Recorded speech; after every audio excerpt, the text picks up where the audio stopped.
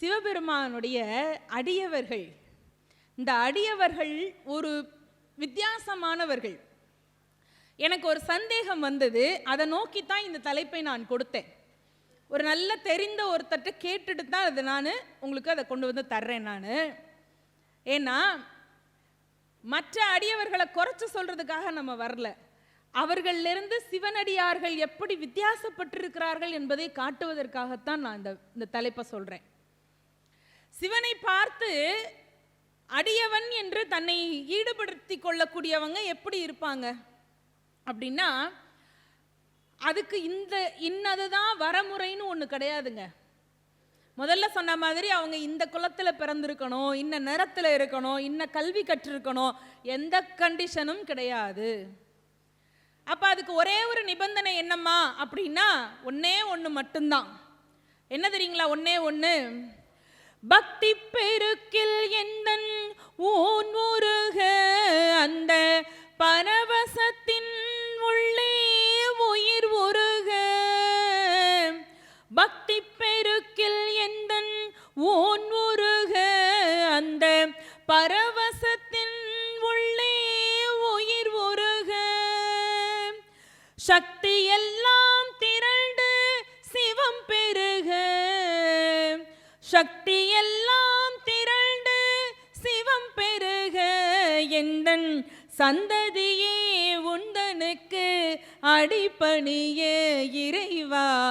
சித்தமெல்லாம் எனக்கு சிவமயமே. உன்னை சேவித்த கரங்களுக்கு இல்லை பயமே. சித்தமெல்லாம் எனக்கு சிவமயமே. கண்ணை திறந்தழைத்த கருப்பொருளே கோயில் கதவை திறந்தழைத்த திருவருளே. கண்ணை திறந்து வைத்த கருப்பொருளே கோயில் கதவை திறந்தழைத்த திருவருளே. வெண்ணை நல்லூர் உறையும் அருள் கடலே. வெண்ணை நல்லூர் உறையும் அருள் கடலே. வந்து என்னை என்றும் ஆதரித்து அருள் கடலே இறைவா. சித்தமெல்லாம் எனக்கு சிவமயமே. உன்னை சேவித்த கரங்களுக்கு இல்லை பயமே.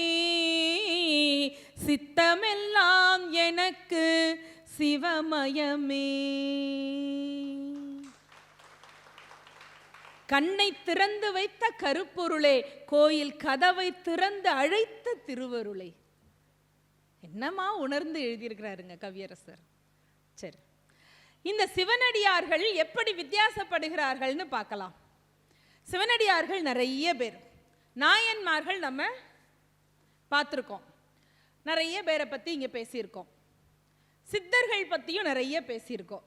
அதில் ஒரு சிலருடைய அந்த வாழ்க்கையை யோசிச்சோம்னா, இப்போ நான் முதல்ல சொன்னேன் பார்த்தீங்களா, மற்ற மந்திரங்களிலே இருந்து சிவநாமாவளி சிவமந்திரம் என்பது வேறுபட்டதுன்னு பார்த்தீங்களா, அதற்கான உதாரணத்தை உங்களுக்கு நான் சொல்கிறேன். ரொம்ப நாளைக்கு முன்னாடி கடுவெளி சித்தர்னு ஒருத்தர் இருந்தார். சிலருக்கு தெரிஞ்சிருக்கலாம், பலருக்கு தெரியாமல் இருக்கலாம். அவர் வாழ்ந்த நூற்றாண்டு 2ஆம் நூற்றாண்டுன்னு சொல்கிறாங்க. அவர் எங்கே வாழ்ந்தார்னு சொன்னால், இரும்பை மாகாளம் என்கின்ற ஊர். அந்த ஊர் பேரே இரும்பை மாகாளம் அப்படிங்கிறதாங்க ஐயா. இந்த ஊர் எங்கே இருக்குது அப்படின்னா, தமிழ்நாட்டில் திண்டிவனத்திலிருந்து பாண்டிச்சேரி போகிற பகுதியில் அந்த இடத்துல இருக்குது அந்த ஊர். இப்போவும் இருக்குது, எல்லாம் சத்திய பிரமாண சாட்சியோடு இருக்குது இப்போவும். இந்த கடுவெளி சித்தருக்கு நம்ம முதல்ல நிறைய பார்த்துருக்கோம்ல, சித்தர்களுடைய ரிஷி மூலம் நதி மூலம்லாம் நம்ம பார்க்க முடியாது, பெரும்பாலும் தெரியாது. அவர் எங்கே பிறந்தார், எங்கே வளர்ந்தார், எப்படி, இந்த சரித்திரமெல்லாம் நமக்கு தெரியல. அவர் ரொம்ப காலமாக அங்கேயே இருந்தார். அனபாயன் 2ஆம் குலோத்துங்க சோழன் என்கின்ற மன்னன் அந்த பகுதியை ஆட்சி செய்துட்டு வந்தான். இவர் சித்தர் அங்கே இருக்காரு, காட்டில் தவம் பண்ணுறாருங்கிற விஷயம் மன்னனுக்கு போய் சேர்ந்தது. அவர் அப்பப்போ அங்கே கோயில்களில் நடக்கக்கூடிய அந்த விசேஷங்களுக்கெல்லாம் வருவார். திருவிழாவெல்லாம் வந்து அப்படி பார்ப்பார். எனக்கு இதை பார்த்தோன்னே சொன்னோன்னே இன்னொன்று நினைவுக்கு வருது. ஒரு பெரிய துறவி ஒரு ஊரில் இருந்தாராம், ஒரு ஐயா. இந்த கதையை விட்டுருங்க, நான் சொல்கிற வேற ஒன்று, அதுக்குள்ளே சப் கிளாஸ். வேற ஒரு ஐயா ஒருத்தர் ஒரு ஊரில் இருந்தாராம். அந்த ஊர் வந்து ஒரு கடற்கரை பட்டணம். கடற்கரை பட்டணம்னா உங்களுக்கு நல்லா தெரியும், வாணிகம் நிறைய நடக்கும். வெளிநாட்டிலேருந்து கப்பலில் வந்து பொருள்கள்லாம் நிறைய இறங்கும், புதிதான பொருட்கள் நிறைய இருக்கும். அந்த ஊர் அந்த கடை வீதி சந்தை இருக்கு பாருங்க, ரொம்ப பிரபலம். அதுக்கு எங்கெங்கேருந்தோ ஊரில் இருந்தாலும் எல்லாரும் வருவாங்க இங்கே வந்து விதவிதமான பொருள்களை வாங்கிட்டு போகிறதுக்காக. இந்த ஐயா துறவி தானே, அவர் என்ன பண்ணுவார், அந்த ஊர் கோயிலே இருக்கிறவர். கோயிலே இருந்து அங்கே கிடைக்கிற பிரசாதத்தை வாங்கி சாப்பிட்டு ஒத்தையில் இருக்கிறவர் தான். ஆனால் அவருக்கு ஒரு பழக்கம் என்னென்னா, சாயங்காலம் ஆச்சுன்னா கிளம்பி இந்த கடத்தருவை ஒரு சுற்றி வருவார். ஒவ்வொரு கடையாக நின்று ஒரு நிமிஷம் 2 நிமிஷம் இந்த கடையில் என்னெல்லாம் இருக்குது, இப்போ வாங்க போகிறோம்னா அந்த கடையில் என்ன இருக்குன்னு உத்து பார்த்தா கடைக்காரங்க ஒன்றும் சொல்ல மாட்டாங்க. வாங்காத ஆள் வந்து வாசலில் நின்றுக்கிட்டு உத்து பார்த்தா கடுப்பாவாங்கல்ல. 1 நாள் 2 நாள்னா பரவாயில்ல, தினம் இதே வேலையாக பண்ணால் இந்த கடைக்காரங்களுக்கெல்லாம் இவரை பார்த்தாலே கடுப்பாகும். இந்த ஆள் வந்து நின்றுட்டு இருக்கான், வாங்கவும் மாட்டேங்கிறான், ஒன்றும் மாட்டேங்கிறான், வர்றவங்களுக்கும் வழிவிட மாட்டேங்கிறான். பார்க்க வித்தியாசமாக இருக்கவும் பெண் பிள்ளைங்கள்லாம் பயந்து ஒதுங்குவாங்க. வேற பிடிச்சி திட்டுறாங்க அவரை, எதுக்கே நீர் வரீருன்ட்டு.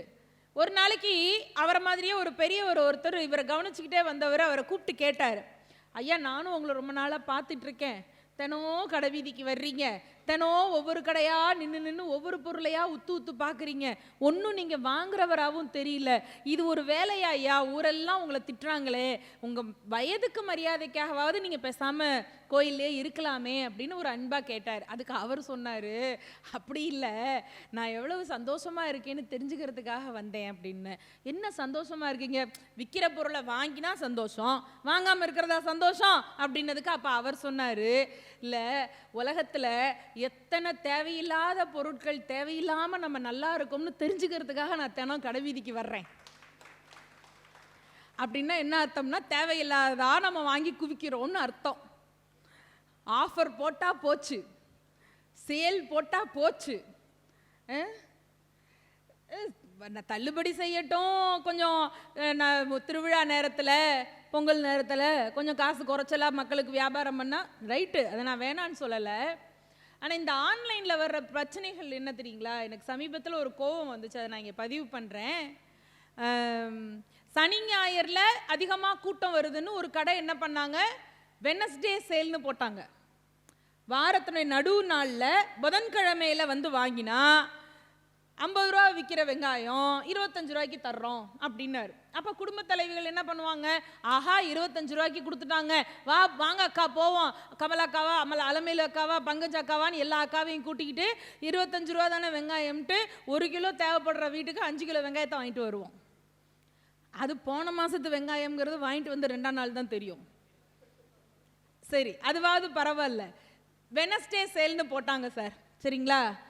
அப்புறம் இப்போ ஒரு கம்பெனி போட்டிருக்கிறாங்க, வெள்ளிக்கிழமை ஃப்ரைடே அன்னைக்கு ஒரு சேல் போடணும், ஒரு ஆஃபர் கொடுக்கணும், வீக்கெண்ட் ஆஃபர் அப்படின்னு சொல்கிறாங்கன்னு வைங்களேன். அதை வீக்கெண்ட் ஆஃபர்னு சொல்லலாம், ஃப்ரைடே ஆஃபர்னு சொல்லலாம், 1008 பேர் வைக்கலாம் இல்லைங்க. வச்சிருக்கிற பேரை பாருங்க, பிளாக் ஃப்ரைடேன்னு போடுறான். இது சரியில்லை தானே. வெள்ளிக்கிழமை நமக்கு புனிதமான நாள், நமக்கு மட்டும் இல்லை எல்லா மதத்துக்கும் புனிதமான நாள். ஒரு வெள்ளிக்கிழமை அன்னைக்கு தெரியாதனமாக கருப்பு புடவையோ கருப்பு ட்ரெஸ்ஸோ போட்டால் கூட வீட்டில் ஒத்துக்க மாட்டாங்க தெரியுமா. வெள்ளிக்கிழமை அன்னைக்கு வீட்டில் விளக்கு ஏற்ற, மற்ற நாட்களில் ஏற்ற முடியாட்டி கூட வெள்ளிக்கிழமை நம்ம புனிதமாக நினைத்து அன்னைக்கு வழிபாடுகளை சரியாக செய்வோம். இந்து தர்மம்னு இல்லை, மற்ற தர்மங்கள்லையும் அதுதானே இருக்குது. அப்போ அந்த வெள்ளிக்கிழமையை பிளாக் ஃப்ரைடேன்னு போடுறதுங்கிறது எந்த விதத்தில் நியாயம்னு எனக்கு தெரியல.